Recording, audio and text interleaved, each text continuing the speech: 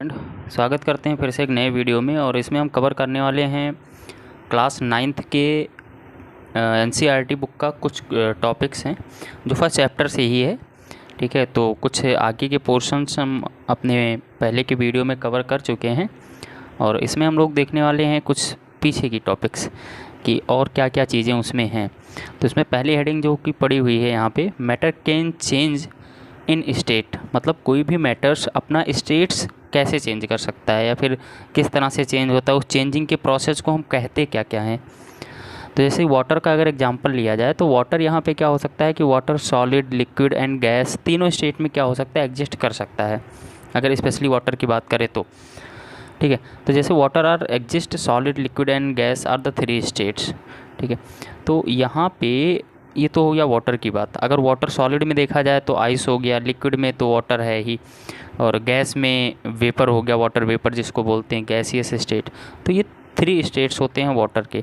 अच्छा, इसके और भी टाइप्स होते हैं, जैसे यहाँ पे लिक्विड लिखा गया है, तो लिक्विड से अगर गैस में कन्वर्ट हो रहा है ना, लिक्विड को अगर हम गैस में कन्वर्ट कर रहे हैं तो उस प्रोसेस को हम क्या कहते हैं।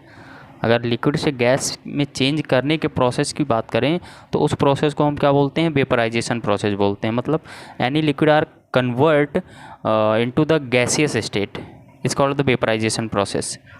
ठीक है, इसके बाद अगर गैस देखा जाए, गैस को फिर से हम लिक्विड में कन्वर्ट करें तो गैस को हम कैसे लिक्विड में कन्वर्ट कर सकते हैं, कंडेंस करके, है ना। मतलब gas is directly change into the liquid is known as the condensation process. ठीक है, तो उसमें मतलब गैस के पार्टिकल को, गैसेस के पार्टिकल को कंडेंस करके हम क्या कर सकते हैं, लिक्विड में चेंज कर सकते हैं। तो ये तो हो गया कंडेंसेशन।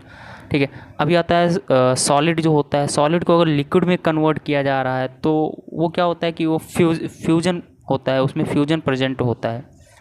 ठीक है, अगर लिक्विड को हम क्या कर रहे हैं, सॉलिड में कन्वर्ट कर रहे हैं तो वो क्या हो जाएगा, सॉलिडिफिकेशन, उस प्रोसेस को बोलते हैं सॉलिडिफिकेशन। तो इसमें कुछ टॉपिक ऐसे आते हैं जैसे कि मेल्टिंग पॉइंट क्या होता है। तो मेल्टिंग पॉइंट की अगर बात करें तो मेल्टिंग पॉइंट क्या होता है, the temperature at which solid melt into the liquid is known as the melting point.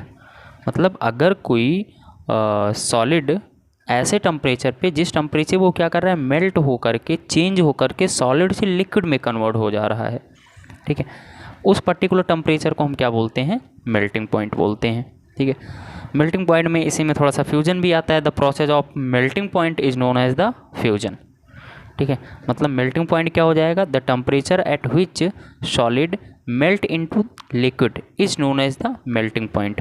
मतलब जिस टेम्परेचर पे सॉलिड मेल्ट होकर के लिक्विड में कन्वर्ट हो जाता है उस टेम्परेचर को हम क्या बोलते हैं, मेल्टिंग पॉइंट बोलते हैं। उसके बाद इसमें क्या आता है, इसमें एक टॉपिक आते हैं ल्यूटेंट हीट।